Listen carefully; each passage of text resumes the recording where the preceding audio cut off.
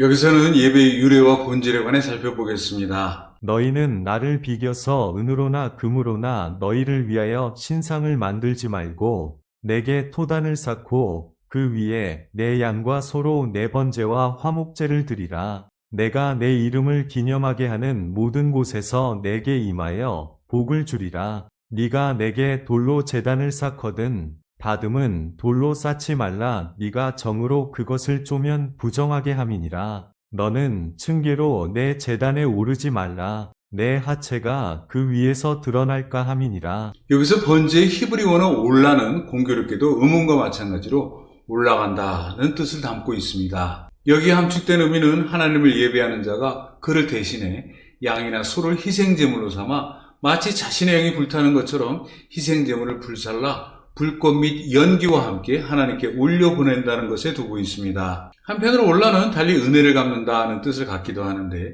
이를테면 올라는 수은제 또는 화목제라는 단어와 동일하게 사용되고도 있습니다.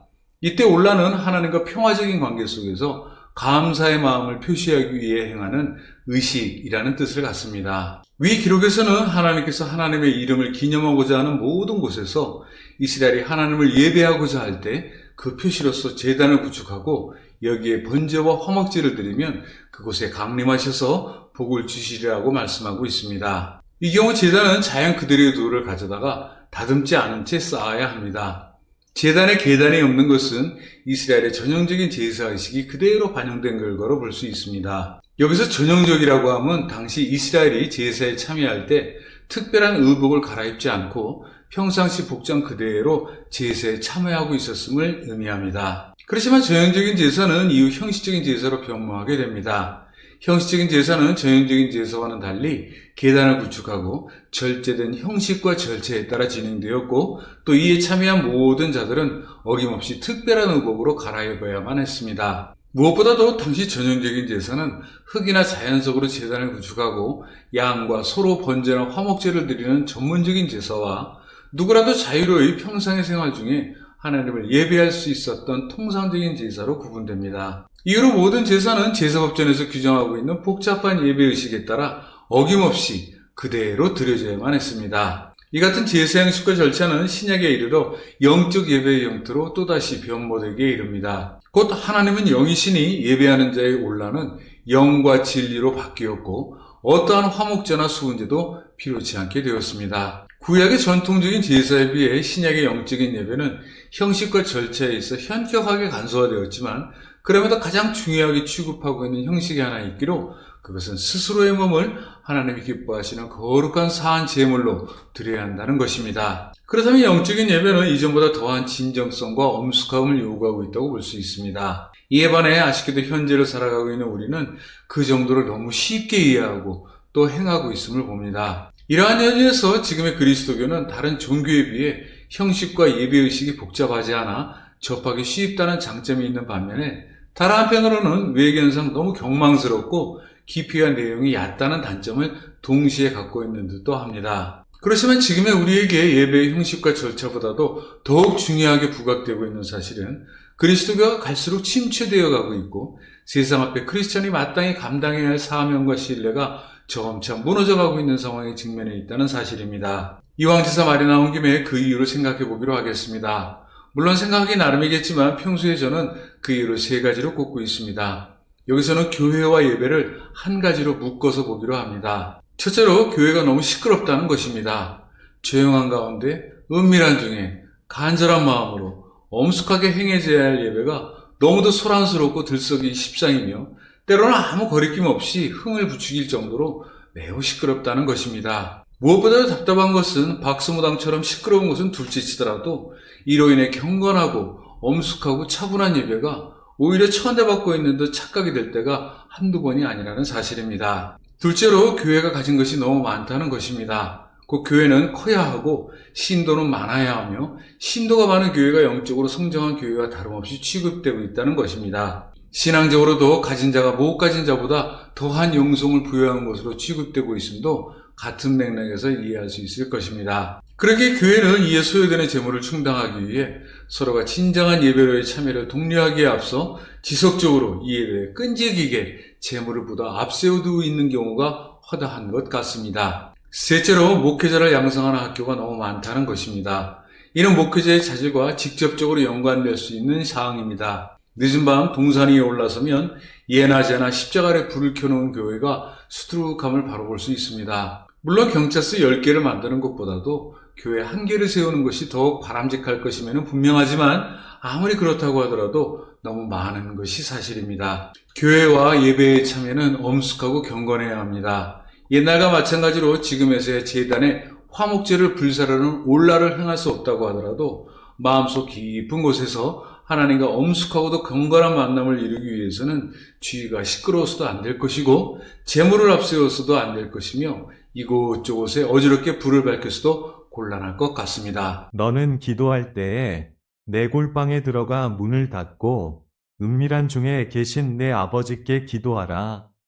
은밀한 중에 보시는 내 아버지께서 갚으시리라. 이후로 출애굽기는 장막에 관한 기록과 그 규정에 따른 장막의 건축에 관한 기사로 전개됩니다. 장막이란 한마디로 운반할 수 있는 성소로서 이것은 모세가 시내산에서 하나님께로부터 받은 규례에 따라 건축되었고 또 이스라엘은 장막을 광야를 지치는 동안 하나님께 예배하는 장소로 삼았습니다. 출애굽기 기록에 의하면 장막은 이스라엘 진영 바깥 멀리 떨어진 곳에 세워졌고 하나님을 예배하고자 하는 자는 그곳까지 가서 참여해야 했습니다. 모세가 이곳 장막에 거할 때는 구름 기둥이 입구에 서 있었고 그 가운데 모세는 마치 사람과 이야기하듯 하나님과 대면하여 이야기했습니다. 나아가 장막에는 유일하게 눈의 아들 여호수아가 떠나지 않고 지키고 있었습니다. 장막은 보통 회중의 장막 또는 줄여서 회막이라고도 하는데 그 뜻은 하나님과 모세가 그리고 하나님과 백성이 서로 만나는 장소라는 의미를 갖고 있습니다. 때로는 회막이 여호와의 장막, 율법의 장막 또는 성소라고도 불렀습니다. 한편 히라보로 번역된 성경에서는 증거의 장막이라고도 합니다. 처음에 장막은 이스라엘이 하나님을 예배하는 장소가 되었지만 후대에는 성전으로 변화하게 됩니다. 그렇지만 장막이나 성전 어느 경우에나 하나님께서 그곳에 거하고 임재해 계신다는 것은 다름이 없습니다. 또한 모두는 이스라엘의 가장 깊은 종교적 체험을 표현하고 있음과 동시에 그들의 신앙생활에 있어 매우 중요한 의미를 담고 있다는 시각에서 공통점을 갖고 있습니다. 오늘 우리는 장막과 규례를 통해 하나님을 예배하지는 않습니다. 그렇지만 이러한 규정의 밑바탕에 깔려있는 정신, 곧 우리가 어떻게 하나님과 교통할 수 있느냐에 관한 근본 정신은 형식과 절차에 있어서는 그때와 다를지라도 매우 중요하게 취급해야 할 문제임에는 분명할 것 같습니다. 장막은 장차 우리에게 보여질 그림자인과 동시에 모형이라고 할 수 있습니다. 이것을 몸소 경험하신 분이 예수님이라고 할 것입니다. 그들이 섬기는 것은 하늘에 있는 것의 모형과 그림자라. 모세가 장막을 지으려 할 때에 지시하심을 얻음과 같으니 이르시되 삼가 모든 것을 산에서 내게 보이던 본을 따라 지으라 하셨느니라. 하나님께서는 예수님을 택하심을 입은 보배로운 산돌이라고 칭하셨습니다. 더불어 우리로 하여금 산돌이신 예수님께 나아가 우리로 산돌과 같은 신령한 집을 세워 예수님을 말미암아 하나님께서 기쁘게 받으실 신령한 제사를 드릴 거룩한 제사장이 되라고 명하고 계십니다. 우리는 우리의 몸과 마음을 하나님이 기뻐하시는 거룩한 사한 제물로 드려야 함을, 이것이 하나님께서 우리에게 요구하고 계시는 영적 예배임을 잘 알고 있습니다. 결국 그 옛날 이스라엘의 장막이 하나님과 교통하는 장소였던 것과 마찬가지로 지금 우리에게는 예수님이 하나님과 교통하는 만남의 장막이 되었습니다. 하나님께 사한 돌로 드려진 예수님으로 인해 우리는 하나님의 백성이 되고 하나님은 우리의 영원한 주인이 되셨습니다. 우리 마음속에 건축된 하나님의 장막에 오늘도 사랑의 하나님께서는 어김없이 거하고 계심을 봅니다.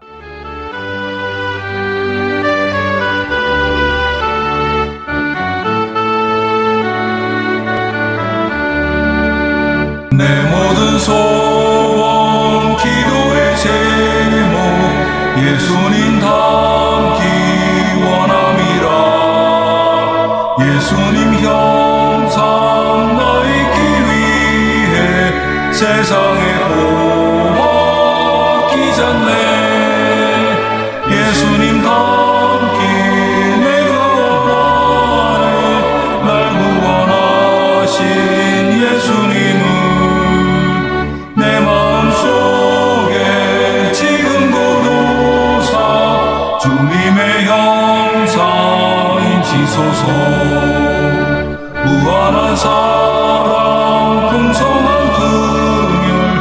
슬픈 자 위로하시는 주 길 잃은 죄인 부르는 예수 그 형상 함께 하옵소서 예수님 닮기 내가 원하네 날 구원하신 예수님을 내 마음속에 지금 고도사 주님의 형상 인치소서 겸손한 예수 거룩한 주님 원수의 멸시 참으시사 우리를 위해 고난을 받은 구주를 담게 하옵소서 예수님 닮기